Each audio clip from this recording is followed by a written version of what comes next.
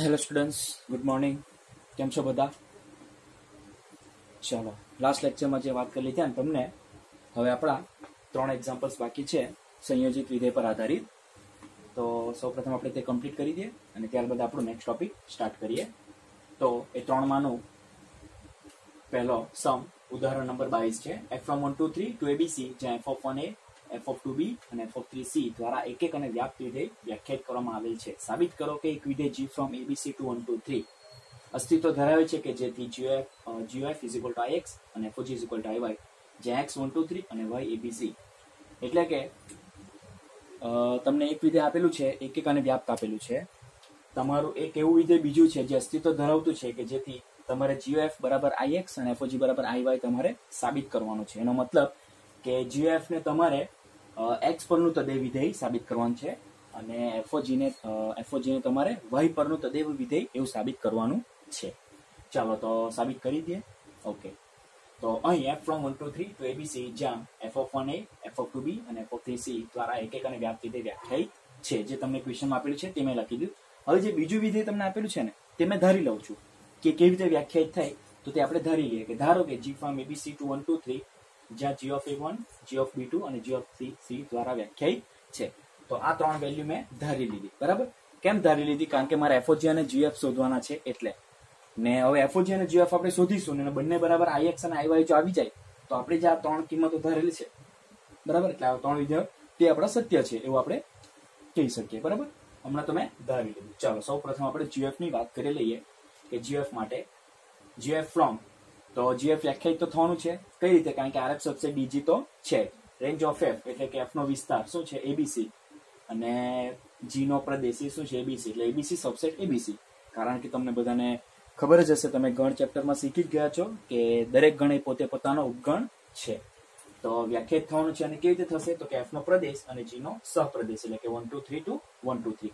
એટલે કે તમારો gf કોના પર વ્યાખ્યાયિત થશે? કોનાથી કોના પર? તો x થી x પર વ્યાખ્યાયિત છે. x થી x એટલે કે x ની વેલ્યુ તમારી 1 2 3 છે, એટલે x to x. બરાબર? પણ અહીંયા મેં 1 2 3 જ રાખું છું. ચાલો હવે gf ને આપણે આપણા પ્રદેશ પર એપ્લાય કરીએ એટલે કે શું મળશે? તો gf(1), તો gf(f)(1) એટલે f(1) ની વેલ્યુ શું છે? તો a. અહીં મૂકું તો gf બરાબર એનો આન્સર શું છે? તો 1. પરિણામ 1 અને 2 નો ઉપયોગ કર્યો. બરાબર? આ તમારું પરિણામ 1 છે અને હું આને પરિણામ 2 આપી દઉં. ઓકે, ચાલો તે જ પ્રમાણે gf 2 પર એપ્લાય કરીશ તો gf(f)(2), f(2) ની વેલ્યુ b છે અને gf(b) ની વેલ્યુ 2 છે. એટલે તમે જોઈ શકો છો gf(1) તમે 1 ઇનપુટ આપ્યું તો તમને આઉટપુટ 1 મળ્યું, 2 ઇનપુટ આપ્યું તો તમને 2 મળ્યું. તે જ પ્રમાણે gf(3) તમે કરશો તો તમને આન્સર શું મળશે? 3 મળશે. તો આના પરથી આપણે શું અનુમાન લગાવી શકીએ અને શું ફાઇનલાઇઝ કરી શકીએ?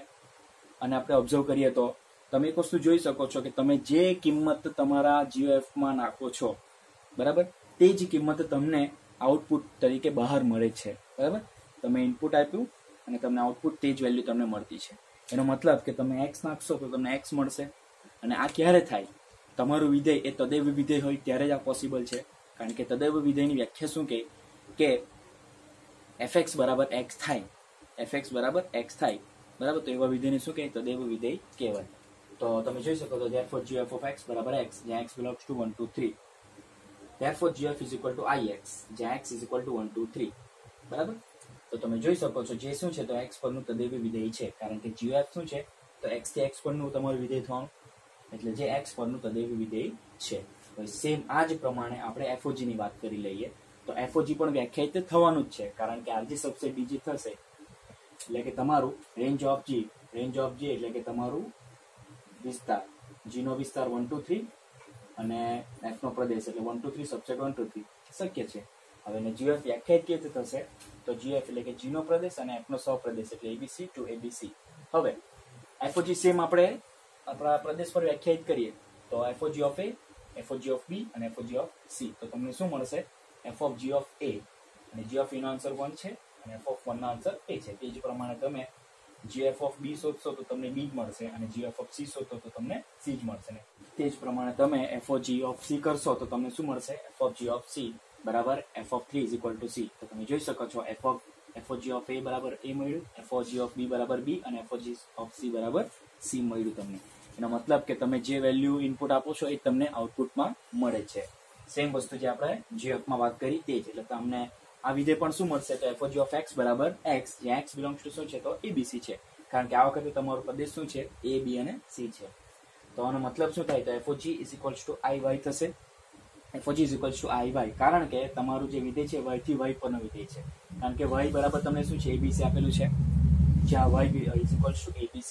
આનો મતલબ શું થાય જે y પરનું તદેવી વિધેય છે, એટલે જે તમારું fog આવ્યું તે શું આવ્યું તો કે તમારા y પરનું તદેવી વિધેય થશે. જે આપણે gf ની વાત કરી કે x પરનું તદેવી વિધેય, એ રીતે તમારો fog શું આવશે તો કે y પરનું તદેવું વિધેય. શું સાબિત કરવા કીધું? હા જ ને, ખ્યાલ આવી ગયો? ચાલો, સરસ.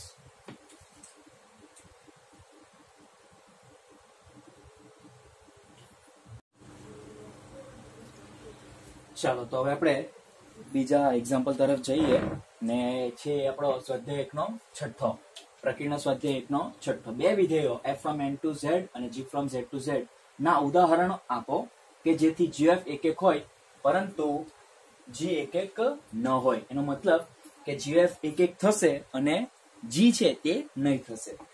ચાલો, તો એવા આપણે ઉદાહરણ આપવાના છે અને કાઉન્સમાં તમને સૂચના આપેલી છે કે સૂચક fx બરાબર x અને gx બરાબર મોડ્યુલસ x નો વિચાર કરવાનો છે. એનો મતલબ તમને જે બે વિધેયના ઉદાહરણ આપવા કીધેલા છે તે ઓલરેડી તમને ક્વેશ્ચનમાં આપી જ દીધેલા છે, એટલે આપણું કામ તો એકચ્યુઅલી આમાં આપણું કંઈ કામ જ કરવાનું નહીં હતું, બરાબર. એક્સ્ટ્રા બધું ઓલરેડી ક્વેશ્ચનમાં આપી દીધેલું છે. ચાલો, તો સ્ટાર્ટ કરીએ. ધારો કે f from n to z fx બરાબર x અને g from z to z જ્યાં gx બરાબર મોડ્યુલસ ઓફ x. ચાલો, તેને પરિણામ 1 અને 2 આપી દીધા, જેનો આપણા આગળ થતા યુઝ આવશે. ચાલો, સૌપ્રથમ આપણે g ની વાત કરી લઈએ. તો g માટે 1 અહીં. ચાલો, તો હવે આપણે g ની વાત કરવાના છે. તો g from z to z gx બરાબર મોડ્યુલસ x ને આપણે ધ્યાનમાં લેવું પડશે. ચાલો, તો આપણા પ્રદેશમાંથી વેલ્યુઝ મૂકી જોઈએ આપણા. તો પ્રદેશમાં તમારે કેવા વેલ્યુઝ છે? ધન પૂર્ણાંક સંખ્યાઓ છે, ઋણ પૂર્ણાંક સંખ્યાઓ અને 0 છે. અને તમારું વિધેય કેવું છે તો માનાંકમાં x છે ને. એનો મતલબ શું થશે તમે સમજી જ ગયા હશો હું શું કહું છું તે. બે ઘટકોની ઘણી બધી જોડો એવી છે તમારા પ્રદેશમાં, બે ઘટકોની ઘણી બધી જોડો એવી છે, એટલે કે એ બે ઘટકોમાં એક ધન છે ને એક ઋણ છે, એવી ઘણી બધી જોડો છે કે જે તમે તમારા વિધેય g માં મૂકશો તો તમને આઉટપુટ કેવું મળશે? સેમ મળશે. ફોર એક જ એક્ઝામ્પલ તમને આપો એટલે તમને આઈડિયા આવી જશે. 1 અને -1 એટલે કે 1 અને -1 તમે તમારા gx માં મૂકો તો g of 1 બરાબર 1 જ મળશે અને g of -1 બરાબર પણ 1 જ મળશે. સમજ પડી ગઈ? ખ્યાલ આવ્યો કે? Okay, good. બરાબર. તો એનો મતલબ કે એક એક તો નહીં જવાનું, કારણ કે એક એક માટે તો શું થવું જોઈએ કે પ્રદેશના બધા જ ઘટક પ્રદેશના એક અને માત્ર એક જ ઘટક સાથે સંકળાયેલું હોવું જોઈએ, બરાબર ને? તો એવું તો અહીં થતું નથી. તો લખી દઈએ therefore અહીં x1 બરાબર 1 માટે અહીં x1 બરાબર 1 માટે અને x2 બરાબર -1 માટે. ચાલો, તો g of 1 અને modulus 1 is equal to 1 અને g of -1 is equal to modulus of -1 is equal to 1. Therefore g of 1 is equal to g of -1, પરંતુ x1 is not equal to x2 હોવાથી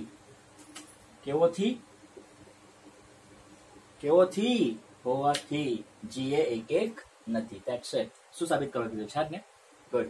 હવે આપણે gf ની વાત કરીએ. સૌ પ્રથમ gf વ્યાખ્યાયિત થાય છે તે જોઈ લઈએ. તો gf માટેની કન્ડિશન બોલો rf subset dg, rf range of f, z domain of g, z એટલે z સબસેટ z આપણને ખબર જ છે, એટલે વ્યાખ્યાયિત થશે. હવે gf કેવી રીતે વ્યાખ્યાયિત થશે તો કે f નો પ્રદેશ અને g નો સપ્રેસ n to z, કારણ કે rf સબસેટ dg.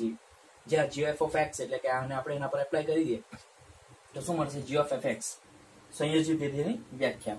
fx ની વેલ્યુ શું છે આપણી પાસે? રિઝલ્ટ નંબર 1 x, પરિણામ 1 પરથી, અને g of x ની વેલ્યુ છે આપણી પાસે મોડ્યુલસ ઓફ x, પરિણામ 2 પરથી. તો તમને ફાઇનલ gf of x બરાબર શું મળશે? Modulus of x. ચાલો, તો તમે જોઈ શકો છો કે gf નો પ્રદેશ શું છે? કેપિટલ n છે, એટલે કે બધી ધન જ સંખ્યાઓ, એટલે કે પ્રાકૃતિક સંખ્યા, એટલે કે 1 2 3 અપ ટુ એ જ આવશે.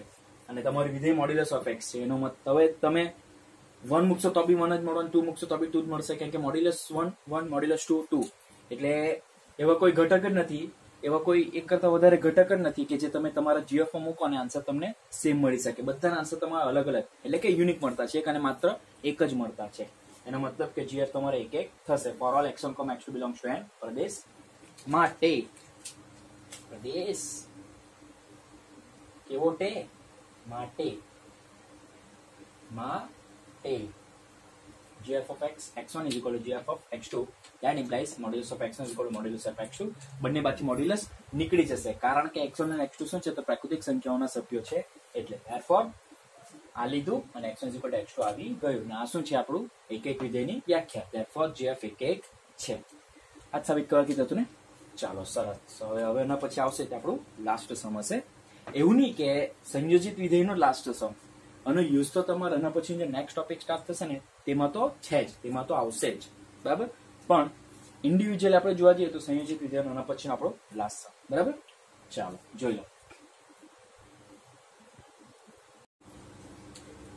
ચાલો તો હવે આપણો લાસ્ટ સમ છે જે સંયોજિત વિધેય પર આધારિત છે બરાબર પણ અહીં આપણું સંયોજિત વિધેયના જે ઉપયોગ છે તે આગળ તો આવશે જ બરાબર એના પછી જે નેક્સ્ટ ટોપિક આવશે તેમાં તો આવશે જ પણ ઇન્ડિવિજ્યુઅલી વાત કરીએ તો સંયોજિત વિધેય પર આધારિત લાસ્ટ છે સ્વાધ્યાય 1નો 7મો બે વિધેય f from n to n અને g from n to n ના ઉદાહરણ આપો કે જેથી gf વ્યાપ્ત હોય પરંતુ f વ્યાપ્ત ન હોય સૂચન fx બરાબર x + 1 અને gx બરાબર x - 1 જ્યારે x > 1 અને 1 જ્યારે x બરાબર 1 નો વિચાર કરો સેમ આગળ આપણે જે કર્યો તે જ ટાઈપનો fx અને gx ની જે આપણે ઉદાહરણ આપવાના છે તે તમને ઓલરેડી ક્વેશ્ચનમાં આપી દીધા છે ચાલો સ્ટાર્ટ કરીએ ધારો કે f from n to n છે fx બરાબર x + 1 રિઝલ્ટ નંબર 1 અને g from n to n જ્યાં gx બરાબર x - 1 જ્યાં x > 0 x > 1 અને 1 જ્યાં x = 1 રિઝલ્ટ નંબર 2 હવે f માટે વ્યાપ્ત સૌથી પહેલા f ની વાત કરી લઈએ તો આપણો જે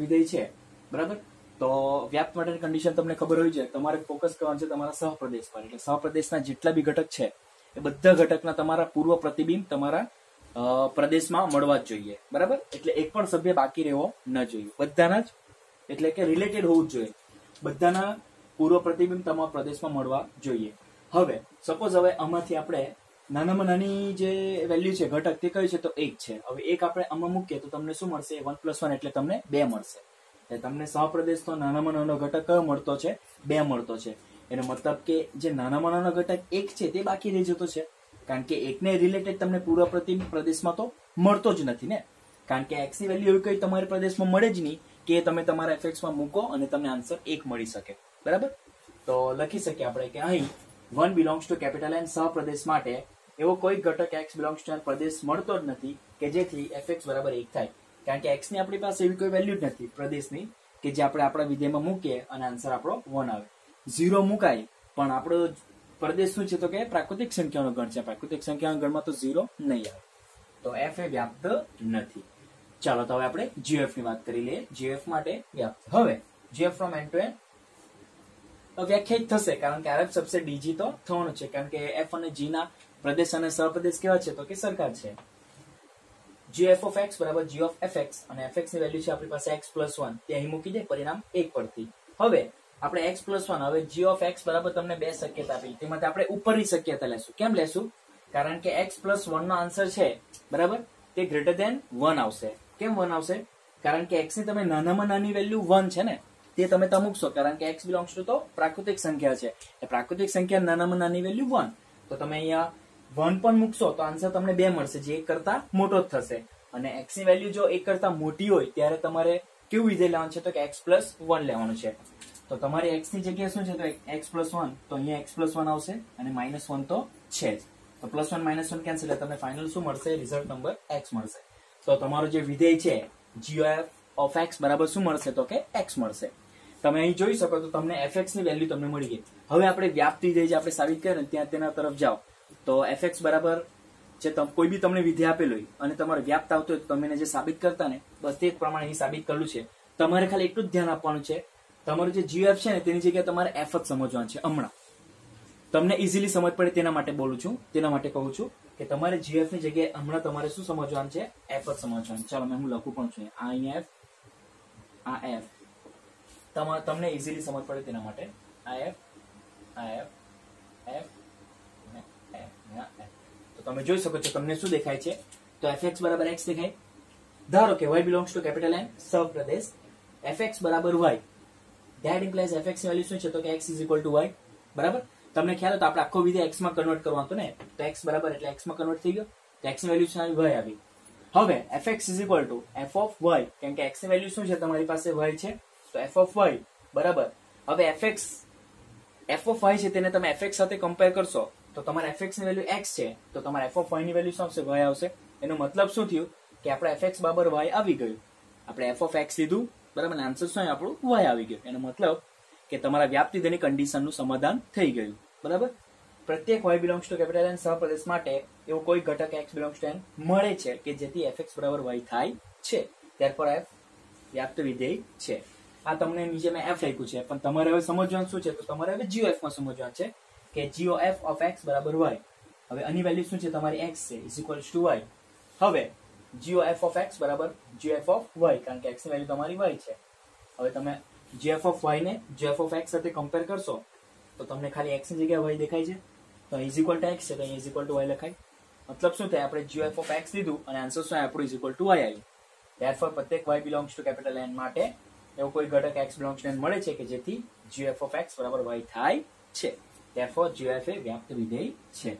સૌથી પહેલા મેં તમને f લખીને સમજાવ્યું બરાબર, અને તમને ઇઝીલી સમજ પડે તેના માટે. ઓકે, ચાલો તો આપણું સેકન્ડ જે છે તે gf ને શું સાબિત કરવું હતું, વ્યાપ્ત સાબિત કરવું હતું, તે પણ આવી ગયું. અને f ને તમારે વ્યાપ્ત નથી તે સાબિત કરવું હતું, તે પણ આપણે સાબિત કરી દીધું. ખ્યાલ આવી ગયો સ્ટુડન્ટ્સ? ઓકે, ચાલો ગુડ.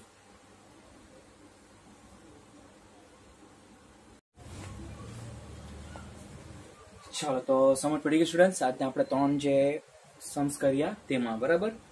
તો આની સાથે આપણો સંયોજિત વિધેય કમ્પ્લીટ થાય છે. હવે આપણે નેક્સ્ટ ટાઈમ વ્યસ્ત સંપન્ન વિધેય અને વ્યસ્ત વિધેય આપણે જોશું બરાબર. હવે નેક્સ્ટ ટાઈમ આપણે મળીએ તે પહેલા તમારે એક એક વ્યાપ્ત અને આ સંયોજિત ત્રણે ત્રણનું પાછું એકવાર રિવાઇઝ કરી લેવા પડશે બરાબર છે. નેક્સ્ટ ટાઈમ મળીશું ત્યારે તમે આ ત્રણે ત્રણ વ્યાખ્યાઓ કેવી રીતે થાય બધું બરાબર જોઈ લેજો, પાછું એકવાર રિવિઝન કરી લેજો, કારણ કે આ ત્રણે ત્રણનો યુઝ તમારો નેક્સ્ટ ટોપિકમાં આવશે. ઓકે, બાકી તો આમ તો તમને ખ્યાલ આવશે, ખ્યાલ આવી તો ગયો જ હશે, પણ તો પણ નેક્સ્ટ ટાઈમ આપણે મળીએ ત્યારે તમે આ ત્રણે ત્રણ વ્યાખ્યાઓ બરાબર મગજમાં યાદ રાખીને આવજો, જેથી તમને સમજવામાં સરળતા પડશે. અને ઇઝી છે ટોપિક અને ઇમ્પોર્ટન્ટ ટોપિક છે. આપણા આખા ચેપ્ટરનું જો સૌથી ઇમ્પોર્ટન્ટ ટોપિક હશે તો એ છે આપણું વ્યસ્ત સંપન્ન વિધેય બરાબર છે.